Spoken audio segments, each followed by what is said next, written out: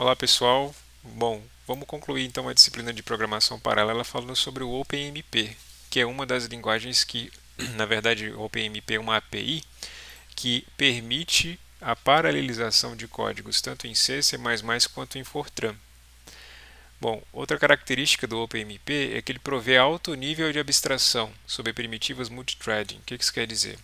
Principalmente na comparação que vocês vão ter ali com multithreading C++, a definição do que vai ser paralelizado ou não é altamente abstrata. Enquanto que lá, por exemplo, no multithreading, você precisava definir ali, por exemplo, né, os objetos que correspondem às threads, instanciar objetos, alocá-los em vetores, apontar aquilo para funções específicas que você queria que fosse paralelizada.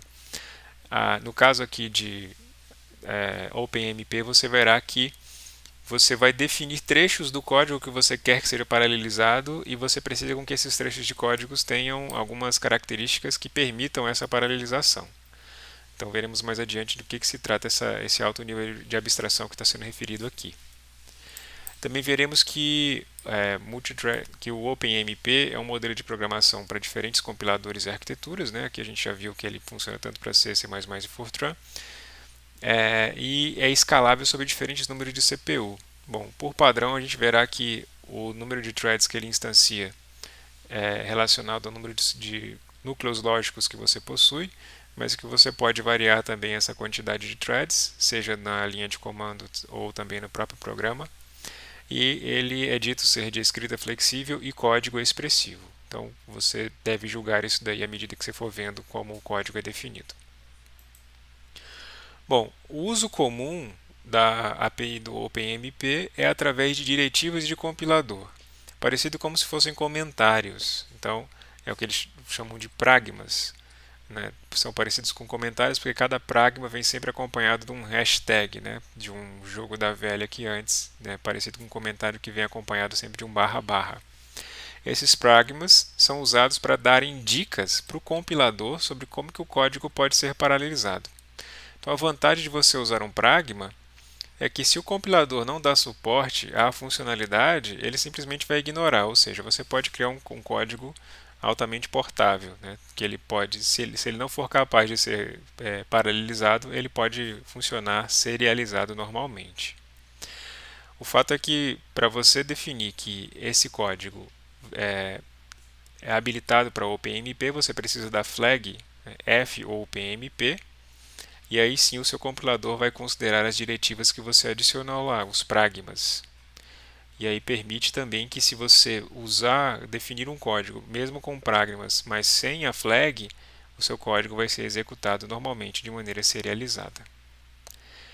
A forma como você define o número de threads pode ser tanto por uma variável de ambiente chamada OMP numThreads, ou dentro do programa, como também veremos mais adiante. Então, o uso comum é simples e é isso que leva a essa alegada abstração, né? Esse alegado alto nível de abstração que está sendo definido aqui, que veremos mais adiante como é na prática. Aqui um exemplo rápido de um Hello World usando o OpenMP, a API. Veja, esse é o nosso pragma.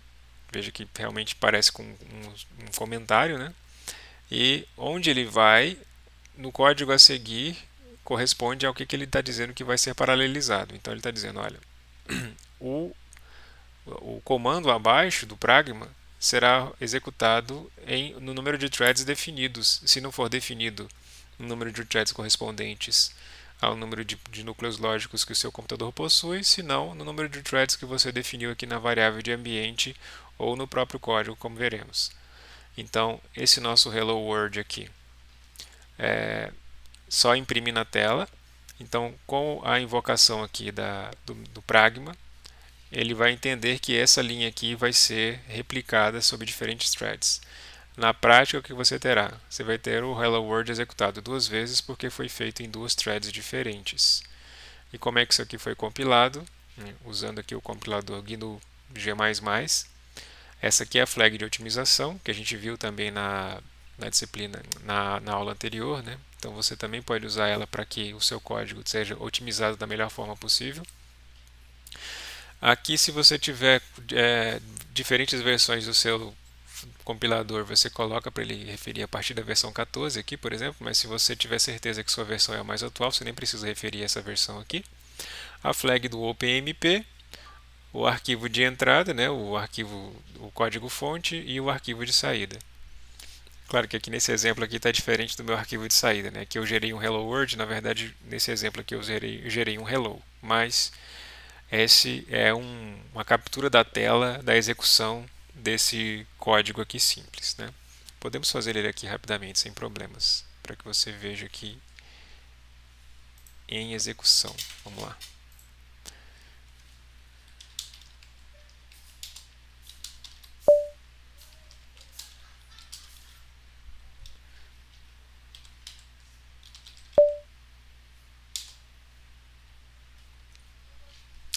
Veja, aqui eu executei ele sem invocar a variável de ambiente, então ele executou o Hello World aqui 4 vezes, né? Se eu colocar ele, mostrar aqui o código, né? hello.cpp, veja aqui, é o mesmo código que você viu ali no slide. Aqui eu não defini na linha de código o número de threads, tampouco defini na linha de comando pela variável de ambiente o número de threads que seria executado. Então, por padrão, ele executou 4 vezes porque é o número de processadores lógicos que eu possuo aqui, né? Físicos, número de processadores que eu possuo. Veja que eu tenho quatro núcleos aqui, né? Então, se eu por acaso definir lá omp underline num underline thread igual a 2 threads,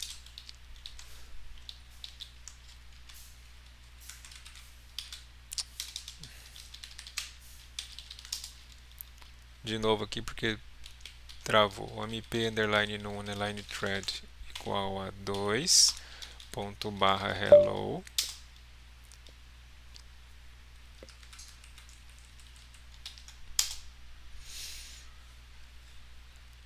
Veja, omp underline num underline threads igual a 2 ponto barra hello, então ele vai executar isso em duas threads. Se eu colocar 4 em 4 threads, se eu colocar 8 em 8 threads, né, claro que ele vai então replicar isso, né, duas threads divididas pelos 4 núcleos que eu possuo, e assim sucessivamente, dependendo do número de threads que você colocar aí. Então, aqui você muda isso dentro da variável de ambiente, ou você pode definir isso também dentro do código. De que maneira? Indo aqui no final e colocando num threads e aí definindo, por exemplo, aqui dentro. Vamos salvar, vamos compilar ele mais uma vez, né? G++, a flag de otimização, -fopenmp, hello.cpp, saída hello, saída hello. Isso é um erro aqui, né? Eu coloquei 0, mas é O2. E agora, quando eu for compilar, quando eu for executar o hello, ele já está colocando isso em 8 threads, de acordo com a minha definição aqui do número de threads. Bom, aqui a gente já viu um novo exemplo de Hello World, onde o número de threads está sendo definido dentro do código. E aqui a segunda diferença é que você tem essas funções, né? Uma vez que você tem o include aqui da biblioteca do OMP, você tem acesso às funções de dentro dessa biblioteca. Duas delas são uma função que captura a thread atual em que você está e outra função que captura o número de threads atual que foi disseminado, né, a partir desse ponto aqui. Então esse Hello World aqui ele vai te dizer exatamente em que ponto, em qual thread ele está da quantidade total que possui.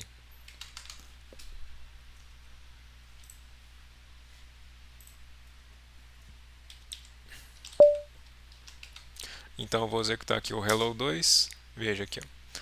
Hello World da thread 2, da thread 0, da thread 1 e da thread 3. Aqui a gente também já tinha visto também na aula passada que as threads são disseminadas cada um ao seu tempo e elas não necessariamente vão terminar na ordem inversa da que começaram, né? Então você teve a 2, a 0, a 1 e a 3 nessa ordem terminando. Por isso essa diferença aqui.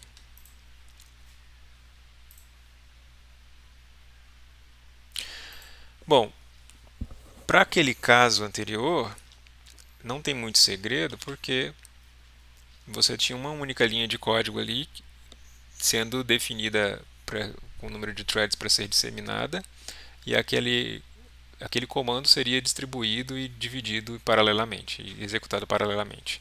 No caso de um for, que é onde, por exemplo, a gente viu que era a principal estratégia de paralelização no multithread em C++, aqui em OpenMP você precisa dessa diretiva aqui chamada parallel for. Então, pragma OMP, que é o nosso nome padrão aqui das diretivas, parallel for é a indicação de que você quer que esse for aqui seja paralelizado. Quando você faz isso, automaticamente o OMP particiona o seu conjunto de n índices num tamanho aproximadamente n dividido por p, onde p é o número de threads utilizados. Ou seja, a ideia é que quando você chama o parallel for, o seu for seja dividido do índice inicial até o final, dividido igualmente entre o número de threads que existem à sua disposição, ou que você definiu, ou que se você não definiu, de acordo com o número de núcleos que você possui.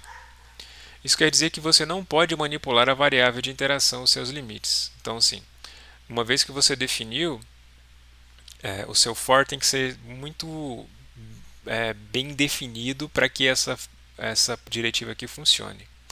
Para versões anteriores do OpenMP, sequer o seu int, sequer a sua variável de interação não poderia não ser inteira, deveria ser sempre int.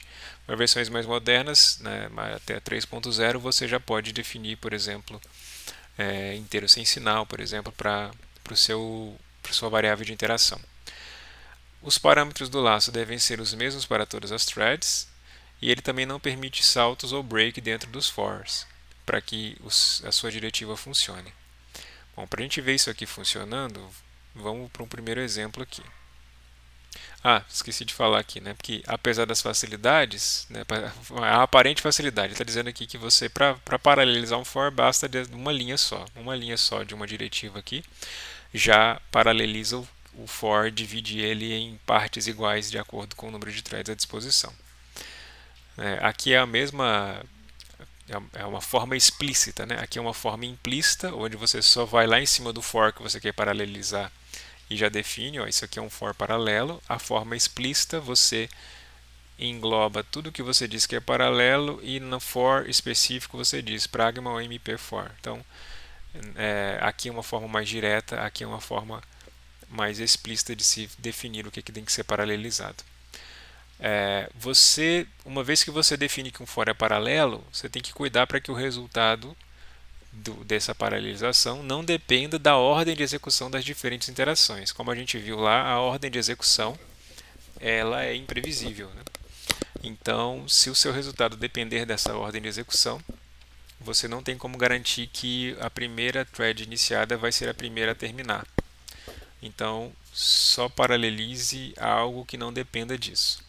E também você deve garantir que seu código está livre de condições de corrida, ou seja, que dentro dele você não tem nenhuma variável compartilhada e que pode estar ameaçada de ter um acesso concorrente que vá prejudicar no cálculo do resultado final. Então, para esse caso aqui, você precisa tratar dependendo das condições, e o que veremos também mais adiante. Mas para um primeiro exemplo sobre o uso de for, parallel for com o OpenMP, vamos ao problema da adição de um vetor. Então, dado que teria dois vetores x e y preenchidos com números naturais, né, o vetor de x seria preenchido com valores de i. Então, x, se fosse 10 posições, cada posição teria um valor de 1 até 10. O valor de y seria preenchido com valores n menos i. Então, o valor de z, que seria a somatória dos dois, seria sempre um valor de n. Então, se z é a somatória de x mais y, então n menos i mais i é igual a n, ou seja, z, a somatória de x mais y, seria sempre o valor de n. Então, se n fosse 10, a somatória disso mais isso daria sempre 10 aqui, para z. Bom, aqui é um exemplo, então, do programa paralelizado. Então, o que é feito aqui? São 3 vetores, cada um com um número de entradas, né? Aqui a gente tem um valor que seria 2 elevado a 30, né?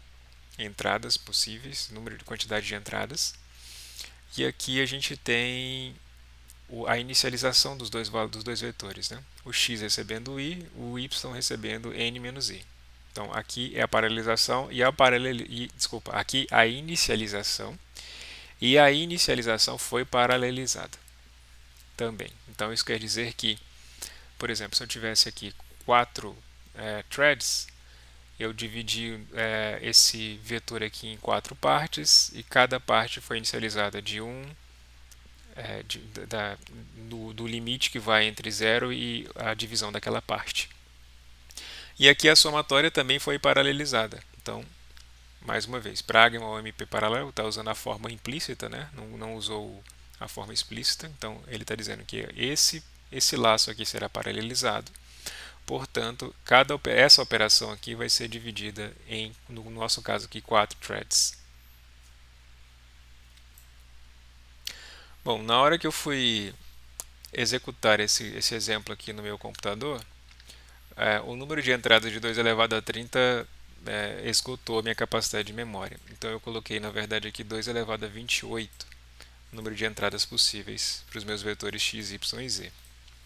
Aqui também está incluso uma biblioteca que tem funções de inicialização de tempo, né, para ele descobrir aqui quanto tempo isso aqui está levando para ser inicializado, né, para ser declarado primeiro, né, depois para ser inicializado, depois para ser somado e depois para ser checado os valores. E aqui na parte de inicialização, para reduzir o tempo, bom, isso aqui eu peguei na verdade do livro texto da disciplina, que eu agora não estou me recordando o nome, deixa eu pegar aqui. O livro texto é dos autores Bertil Schmidt, né, conceitos e práticas de programação paralela. Então, ele criou uma forma de você declarar um vetor sem que esse vetor fosse automaticamente preenchido com zeros. Então, por isso que tem aqui no init. Isso aqui está sendo definido aqui nessa biblioteca, dentro dessa biblioteca. Bom, justamente para que eu não perca tempo preenchendo com zero, uma vez que ele vai ser preenchido aqui com outros valores. Então, ele está medindo aqui esse tempo para alocação na memória, sem necessidade de inicialização com zero. Depois de inicialização do vetor, a soma e a checagem dos valores. Como eu disse, eu tive que mudar um pouquinho aqui o tamanho, mas funcionou mesmo assim. Vamos lá, para a execução. Né? Veja, a minha tentativa de execução dele aqui, mesmo com a quantidade reduzida em comparação com o exemplo do slide, não foi bem sucedido, porque nessa nova tentativa eu estou com mais programas abertos aqui, né? Estou com o OBS em execução. Então, vou diminuir mais um pouco ali o tamanho da minha entrada, só para garantir a execução pelo menos uma vez aqui. Compilar mais uma vez, corrigindo aqui, executar. Bom, com a quantidade menor de dados de entrada, esse foi o resultado aqui do tempo de adição, por exemplo, né? 6,5 milissegundos que ele demorou para fazer toda a adição. Continuando aqui em cima desse mesmo código, né?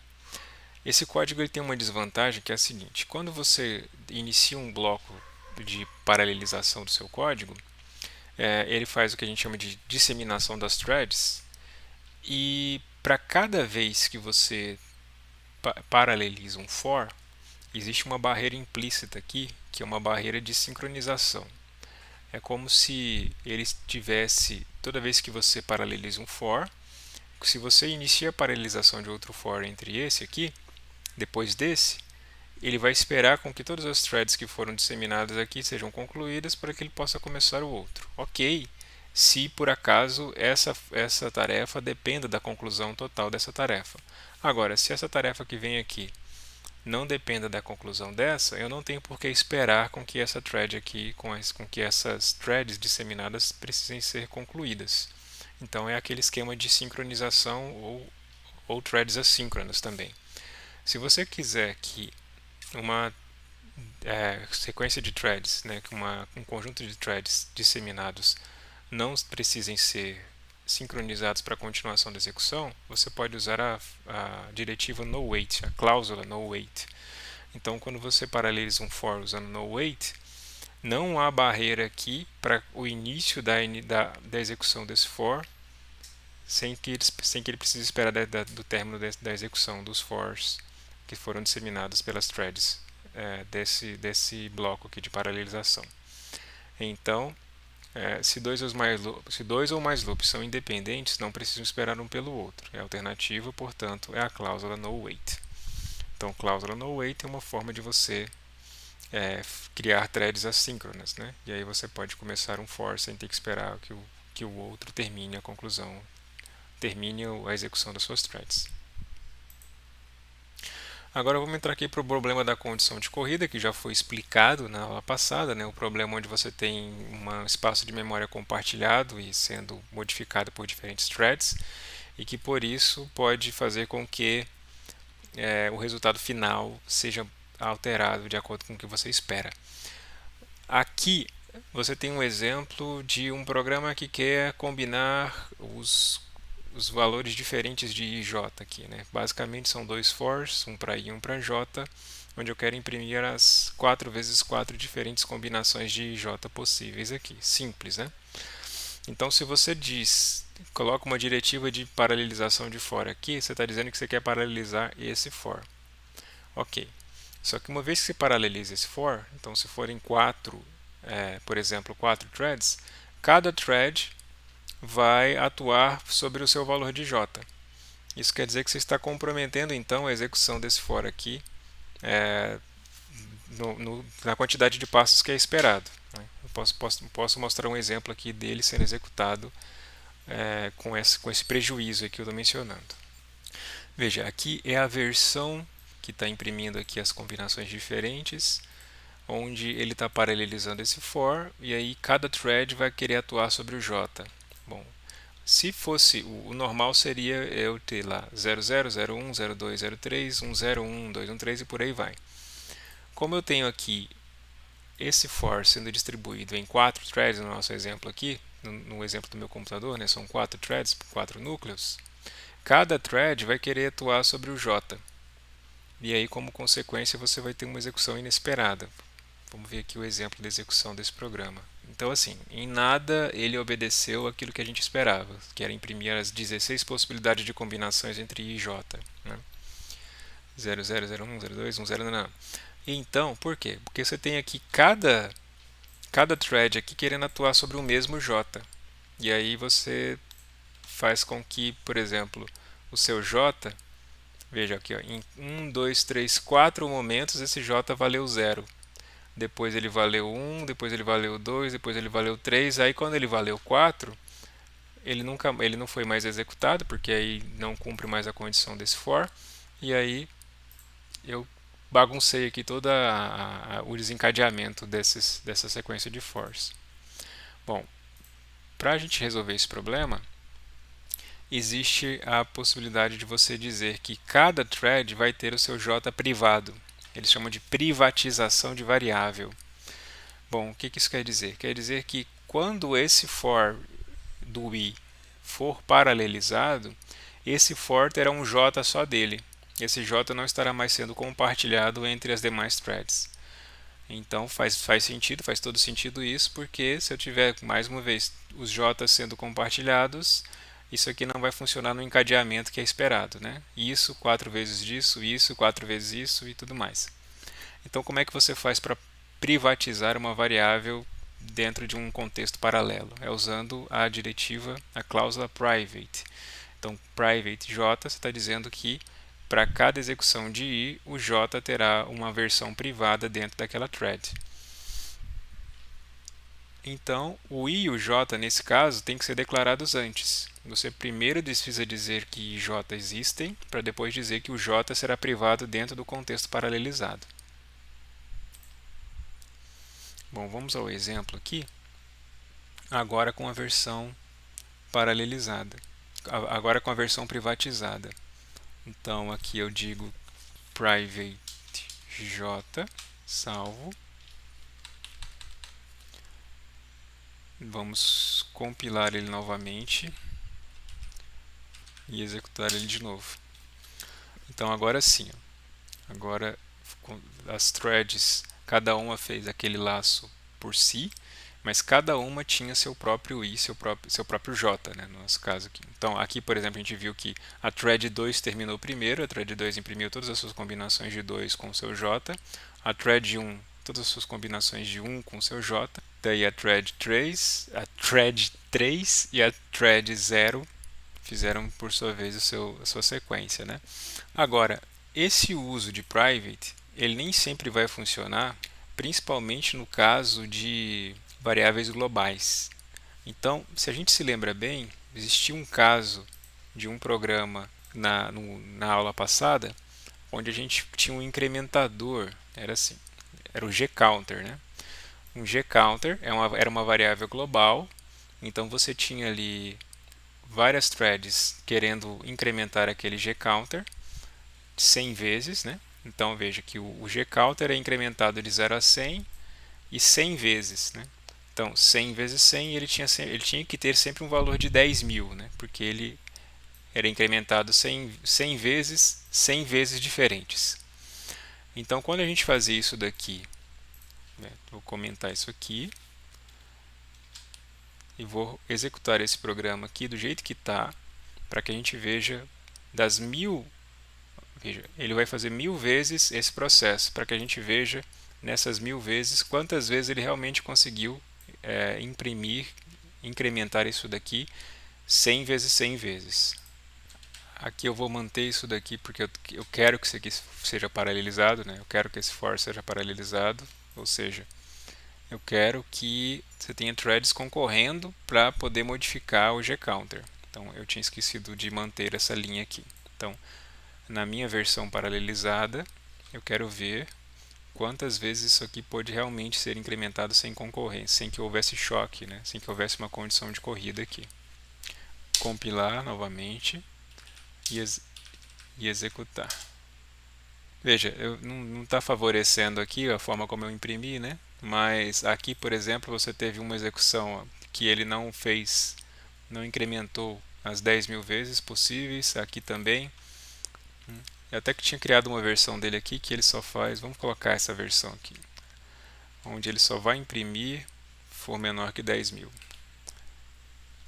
Vou limpar aqui, compilar novamente e executar novamente. Então veja, nessa versão aqui onde são 4 threads apenas, né? Não defini, então são 4 threads apenas.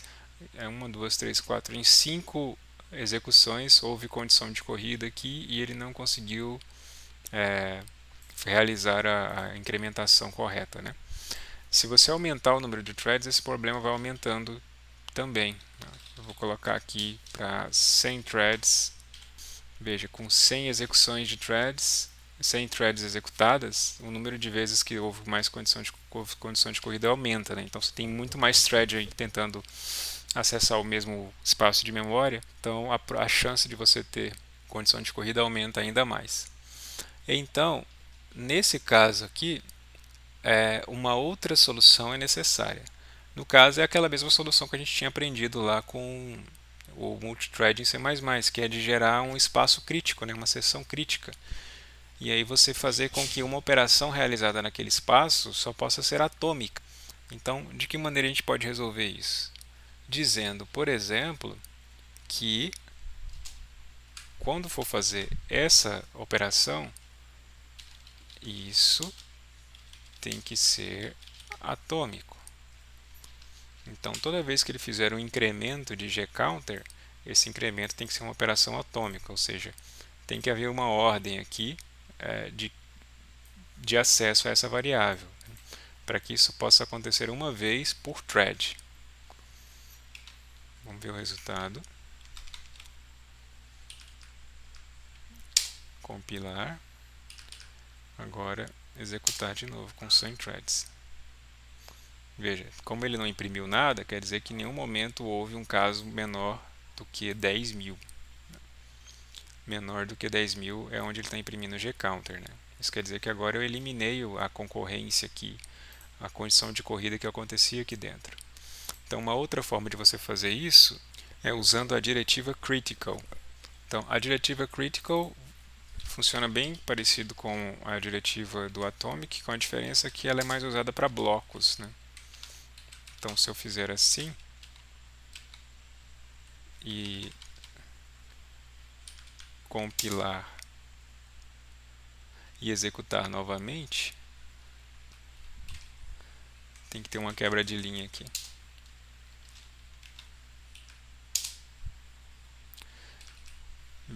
A gente vai ter o mesmo resultado, certo? Então, tanto o critical, que é mais usado quando for mais blocos maiores, que são considerados seções críticas dentro do seu código, quanto o atomic, que é utilizado quando é apenas uma linha que você considera que é importante que ela seja atômica, né? Que cada operação ocorra uma vez apenas por thread, né? Cada uma delas tem o mesmo resultado final, que é o resultado de você evitar a condição de corrida. Bom, aí, ainda sobre condição de corrida, algumas considerações finais sobre esse assunto. Variáveis não privadas são shared por default, ou seja, se você não define uma variável como privada, ela por padrão ela é compartilhada entre todas as threads. E você pode usar a própria palavra-chave shared para enfatizar isso no seu código, de que aquela variável ela está sendo compartilhada pelas diferentes threads. Mais do que uma variável pode ser privatizada. Então você pode, dentro do mesmo contexto, dizer que duas variáveis são privadas dentro do contexto da thread. Não é recomendado você privatizar ponteiros para vetores, uma vez que apenas os endereços são privatizados.